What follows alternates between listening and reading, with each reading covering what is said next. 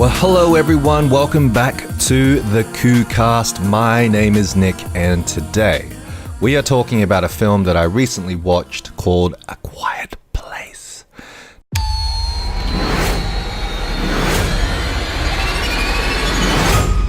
Now, this is the first film from Office alum, the US Office, that is, John Krasinski. Now, who is John Krasinski? He is Jim from The Office. Now, I didn't know this guy directed at all, actually. Obviously he hasn't directed before. This is his first film. But, it's really amazing because I've only seen him in a handful of movies since The Office. And, He's all right.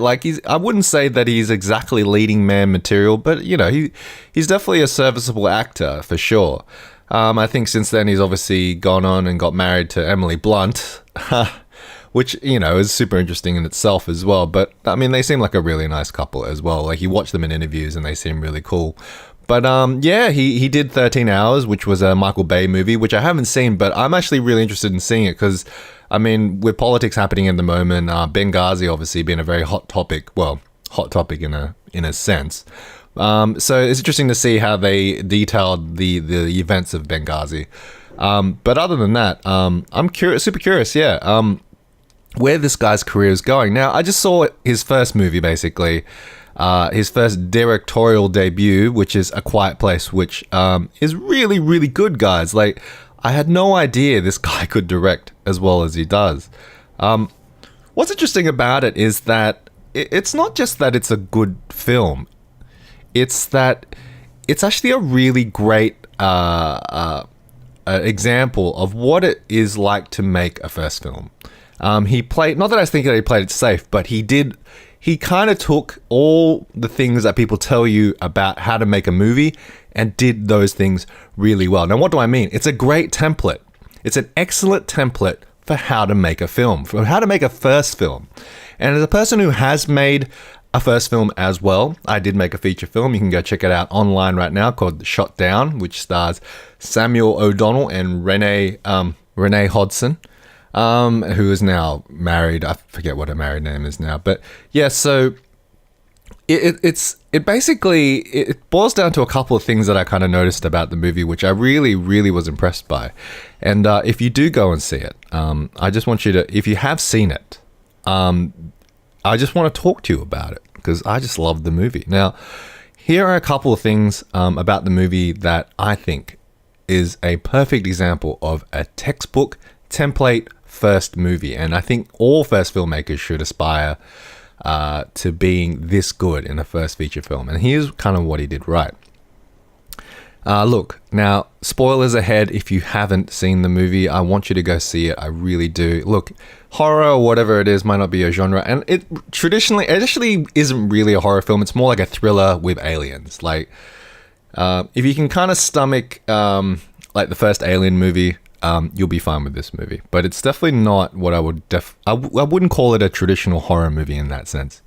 It's not gory. It's not necessarily gory. It's more just scary, if that makes sense. Okay, here we go. So spoilers coming up in 3, 2, 1. All right. So the first thing the movie does right is that it shows, but it shows and doesn't tell. Okay, what do I mean by that? The first thing it does right is it follows the first rule of filmmaking, which is show, don't tell. Now, one of the things that every book on screenwriting will tell you is is to show, not tell. Now, A Quiet Place goes one step further in that it creates a premise where the characters can't really talk and have to communicate everything visually to the audience as well as themselves. Now, that's not to say dialogue exposition is a deadly sin, but as a first-time filmmaker, I think it's worthwhile forcing yourself to use the muscle more, as it makes you work harder visually for your audience. For example, there is a scene where the lights turn from orange to red. This scene is genius in 2 ways. 1, it shows the ingenuity of the family and how they've managed to stay alive this long. And 2, it conveys an immediate sense of danger to both the audience and the character in the movie. The father, upon seeing the lights, automatically knows danger is upon them and knows exactly what he needs to do. What's great about this scene is that nothing is said. It's all conveyed through when the mum is in trouble and has to communicate it without making any sounds whatsoever. It is completely genius. I I was applauding in the cinema. I was like, oh man, that's brilliant. That's really brilliant. All right.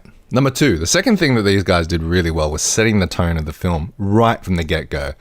It's super important that when you make a film that the audience kind of has to have an appetizer of what, it's sort of like the first scene needs to be like a mini scene of what the rest of the movie is going to be like. And what I mean by that is like, it's like an appetizer.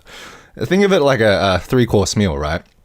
The appetizer is there to basically set the mood for the rest of the film, set the mood for the rest of the meal. And that's essentially what the first sort of 10 minutes of the movie should be about. It's about setting the tone and the mood of the film. So what happens in this movie is that from the first 20 minutes, you know who the characters are, you know what kind of world they're living in, you know what the stakes are. So let's give an example. Is like in the first 20 minutes of Star Wars. Episode 4, you know immediately there are spaceships, there's a princess, there's a menacing black guy a menacing guy in a black suit, not a menacing black guy. There's a menacing guy in a black helmet and a farm boy named Luke. Now in A Quiet Place, we find out that the world is abandoned, no sounds are allowed, and we find out this scene killed me, the immediate and brutal consequences of breaking that rule. Like when that boy got snatched up, I think I yelled audibly, loudly that I just couldn't believe what I just saw. But I gave them like, wow, props to the writers for letting that scene happen. It was just brutal. But that scene, that first few minutes in A Quiet Place set the tone perfectly for the rest of the film. Like it was clearly not going to be a comedy. It was clearly going to be a thriller. Suspense movie filled with a creature. Like we knew there was a creature there from the very, very beginning of the film, and we knew exactly what was at stake. Like people were going to die if they got it wrong. So look, it's important. It's really, really important to set the tone of the film, and I think that was one of the great things they did really well. And another, I want to call out another film too, Get Out, does exactly the same thing. Now, for the most part, the Get Out the sinister part of Get Out doesn't start in earnest probably until about 30 minutes of the film when they get to the town. But to set the tone of the film, they do start the movie. They do have a scene prior to our main Daniel Kaluuya's character. There's a scene before that where a black guy's walking down the street and he gets like harassed and kidnapped, and we see him get kidnapped, which is, sorry if you haven't seen Get Out, but that happens at the very beginning of the movie, and it totally sets the tone for the rest of the film. Now, so yeah, number 2, tone is important. So that was a really, really good thing that they did. Now, number 3, don't explain everything. Now, This part of filmmaking was really interesting because I give them a lot of credit for not explaining every single little detail that happened. Like we didn't get a backstory of where these aliens came from or what their purpose was or why they're even there. We just know that they're there. Now, what do I mean by don't explain everything? Well, now this can be a really fine line. I don't think it's important to explain everything like Tolkien does in Lord of the Rings, like every blade of grass, what kind of color the sunset was or whatever it is, or explanation of the history of the dwarves or whatever it is. You don't need to explain it all. But I also think you don't need to be as vague as someone like J.J. Abrams, who, in all honesty, sometimes this pisses me off. He just sort of sets things up, but never brings it around to explaining it at all, really. He just sort of sets things up for the mystery's sake, which kind of, to me, pisses me off a little bit. Look, I like the dude, but sometimes I think that mystery box thing just goes a little bit too far. So, but it is a fine line. You got to ideally find that fine line where you want the audience to lean in to the story, not just sit back and have you spoon feed the information to the audience. So you want them to have a know enough, but not to know too much, or just know enough to make the story go forward. So they do this in A Quiet Place in a few ways. They sort of do this in a very traditional way. I wouldn't call it groundbreaking, but they have a few newspaper clippings, which you see in a lot of stuff. They just have a few headlines, which sort of just get you into the story. You know something happened in Mexico. You know that these aliens don't like noise. And then you know that it was some sort of meteor or whatever that occurred. That's about as much as we know.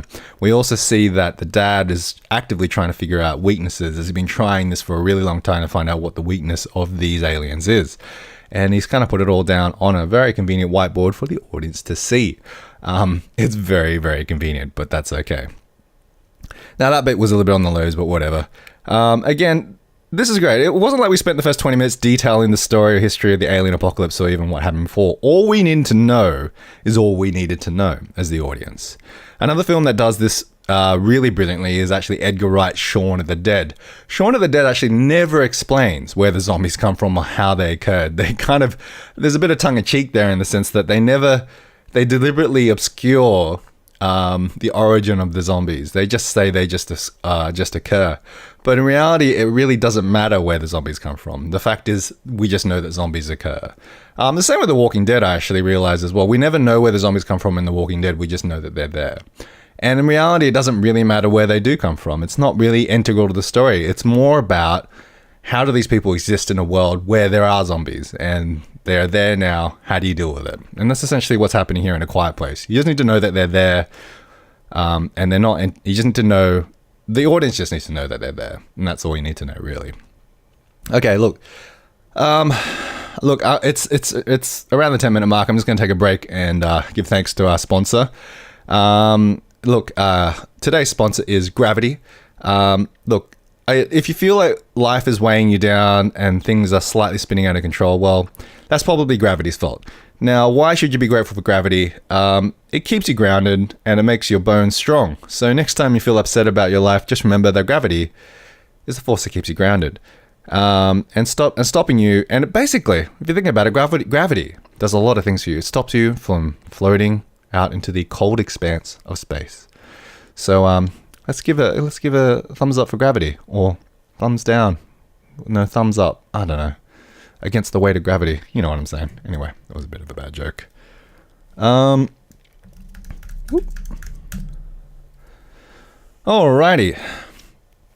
Alright, we're up to number 4. Now, guys, foreshadowing. I probably should have done a bit of foreshadowing at the beginning of this podcast. It would have been a lot more clever if I thought about putting a little bit of foreshadowing at the beginning of this podcast, but obviously I didn't. So, now foreshadowing is a technique of basically putting something at the before.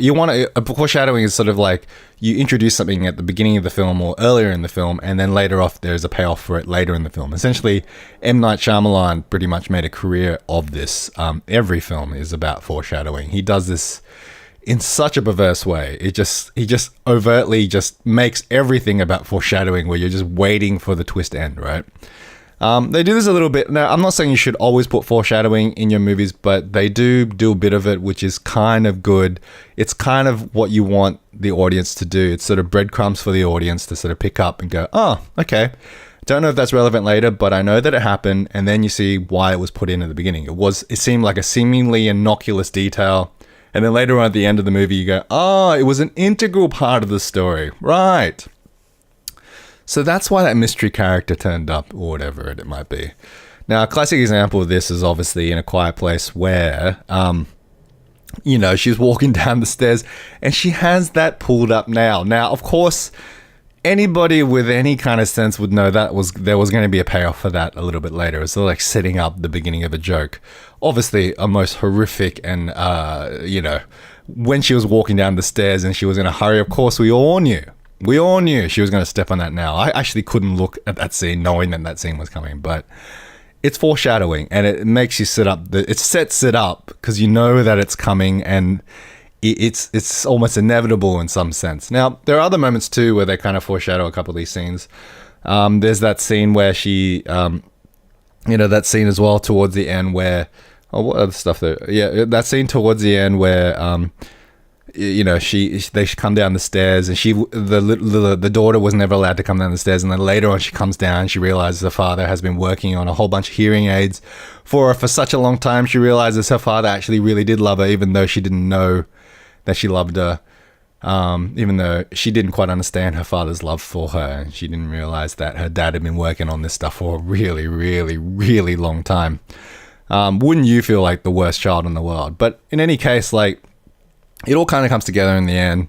It all makes sense. It's all integral to the story, and it's all about them taking down the bad guys in the end. And finally, guys, the thing that is great about the script, the thing that's great about this movie and is an excellent version of a first movie template is a tight script. Now, it's my firm belief that every movie should be lean, But, you know, especially your first movie, it should be lean. Don't bore the audience with your incessant details. Just keep it lean. Keep it just the story, right? In fact, if there's a general rule here, keep it under 90 minutes. This movie was a very, very lean 90 minutes, and it should be. It's what it should be. It's perfect. It is a perfect film, and it only needs 90 minutes to tell that story. We have too many movies now that are just over 2 hours, and they don't need to be. Make it 90 minutes. Make it a really brisk 90 minutes, and the audience will be happy. So that's it. Is this movie perfect? No, it's not perfect, but I liked it. It's definitely a great first film. I really want to see John Krasinski do more things like this. I think it was a brilliant premise that was executed brilliantly as well, and I can't wait to see more of John Krasinski direct more stuff with his wife.